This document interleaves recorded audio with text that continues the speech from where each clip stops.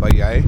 आज ये रैली थी अपनी पाक फ़ौज की हिमायत में, जो इंडिया सरकार ने बुज़दिलाना हरकत की है गुज़श्ता रात को कि हमारे मासूम शहरियों पे और हमारी इबादतगाह पे, मस्जिद पे हमला किया है।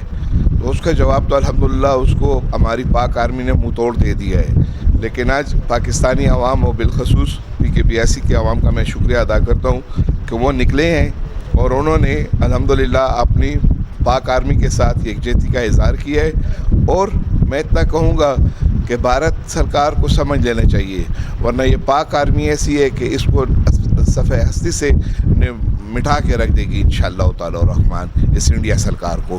नहीं, ये तो हमारे मुल्क की बात है। मुल्क तो ऐसे है कि हमारा घर है, हमारे घर की बात है। तो हमें सबको एक होना चाहिए, हमें एक पेज पे आना चाहिए और पाक आर्मी के साथ शाना बशाना खड़ा होना चाहिए। और तमाम पाकिस्तानी इंशाअल्लाह ताला रहमान एक पेज पे हैं और अपने पाक आर्मी के साथ हैं।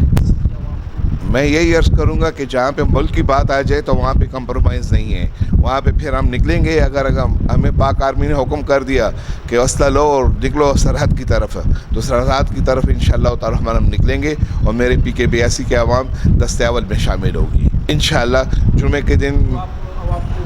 जुमे के दिन मैं अपनी PKP-82 के अवाम को ये अर्ज़ करता चलूँ कि उनकी अपनी कला से, तारिक अवान कला से इंशाअल्लाह ताला रहमान हम रैली निकालेंगे और हम जाएंगे। हम अपने पाक फ़ौज के साथ यकजहती के लिए और तारिक अवान कला PKP-82 से हम इंशाअल्लाह ताला रहमान किला बलिसार जाएंगे मुख्तलिफ़ रोडों से होते हुए। तो वहाँ पे इंशाअल्लाह ताला रहमान ये रैली जलसे की शिकल इख्तियार करेगी। और मुझे अल्लाह से उम्मीद है कि जिस तरह के आज लोग आए हैं, जिस तरह के अमूमन मेरी काल पे लोग आते हैं, इंशाअल्लाह ताला रहमान बरोज़ जुम्मा 9 तारीख को भी इंशाअल्लाह ताला रहमान इसी तरह प्यार मोहब्बत से और अपने पाकिस्तान के हक़ में आवाम निकलेगी। हमारे हम टोल नमक के उस्ताद social media the toll media इंतहाई मशकूर यू څنګه چې تاسو وکړه چې بیګا هندستان کم بزدلانه حرکت کړی دی او د نیمې شپې کړی دی، نو آیا دوی ته پته نه وه چې پاکستان کې خلک د تهجد منځونو ته هم ولاړي او بیا پکې یو جماعت شهید شو او الحمدلله د هغې پاک فوج ډېر ښه جواب ورله ورکړو. او دا زه هغوی ته مودي سرکار ته او د هغوی جرنیلانو ته د هغوی فوج ته هم زه دا خبره کوم چې دا یاد وساتئ، نه صرف د پاکستان فوج، د پاکستان د فوج نه زیات 100 ګونه زیات پاکستان عوام ولاړ دی. او یاد وساتئ موږ د فوج نه شاته نه، موږ به فوج نه مخکې جنګیږو. او زما خپله یو زوی دی او که زه درته ویم چې زه سره د خپل زوی هر رنګه هر ځي ته هر بارډر ته تیار یم.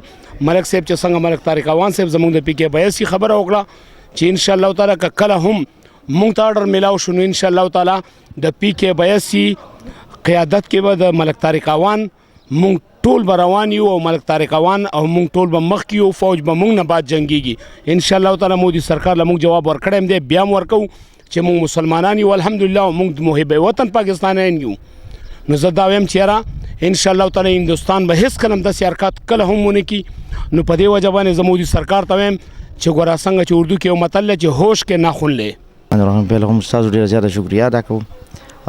او جی بیګا داسې د بزدلانه حمله انډیا کړې ده په پاکستان باندې او د هغې ډېر یو ښه جواب، ډېر ښه طریقې سره هغه زموږ د پاکستان فوج ورکړی دی. او انشاءالله موږ هسې منیر ته دا یوه خبره کوو چې انشاءالله موږ تاسو سره شانه په شانه یو. ټول د پاکستان چې څومره قوم دی، څومره عوام دی، انشاءالله تاسو سره شانه په شانه دی. او چې د کمې پورې انشاءالله موږ کې حصه وي، موږ کې دا جذبه وي، نو انشاءالله موږ به ډیل هم دغه رنګ جواب ورکوو.